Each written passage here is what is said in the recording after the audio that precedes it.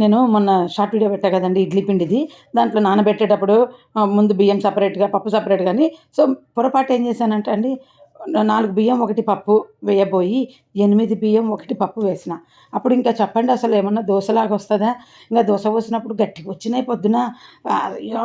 మినపప్పు పొరపాటేసినానే ఇప్పుడెట్లా అనేసి ఇంకా అయినా సర్లే పో అనేట్లుగా వేశాను. పొద్దున గట్టిగొచ్చింది. గెస్ట్ కూడా వచ్చినారు.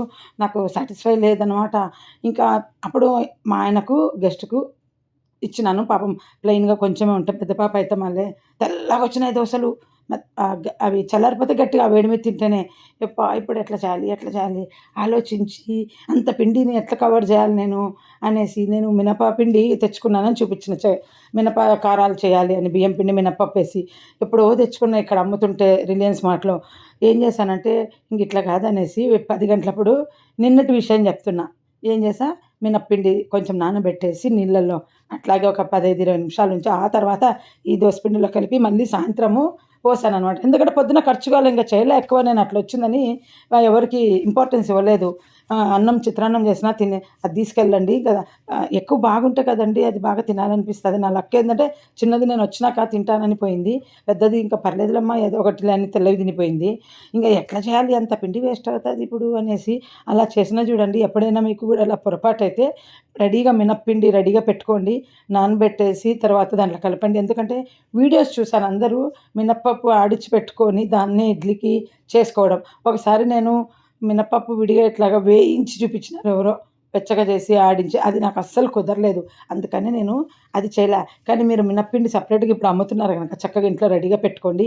ఇడ్లీ గూడా రవ్వ నానబెట్టుకొని ఈ పిండి కలుపుకోవచ్చు. నేను అది గూడా ఒకరోజు ట్రై చేస్తా. బద్ధకం ఉందనుకోండి రుబ్బుకోకుండా బావుంటది ఈ టిప్పు. సో, నేను ట్రై చేసినప్పుడు చెప్తా. ఇదంతా నీళ్ళన్నం కలుపుతున్నా చూసారు కదా! కొత్త ఆవకాయ. చాలా కుదిరిందండి. మీరు షార్ట్ వీడియోలో చూసినారు గదా! నేను కలిపేది. దానికి నేను మళ్ళీ ఉప్పు స్కూప్ అయితే పక్కన పెట్టాను. మరుసటి రోజు ఒక స్కూప్ కలిపిన. మళ్ళీ ఆ మరుసటి రోజు ఒక స్కూప్ కలిపిన. కారం ఒక స్కూప్ కలిపిన. ఇట్లా మనకు అన్నీ అందరూ మధ్యలో యాడ్ చేసుకోమంటారు లాస్ట్‌లో. కొలత ప్రకారం చెప్తారు.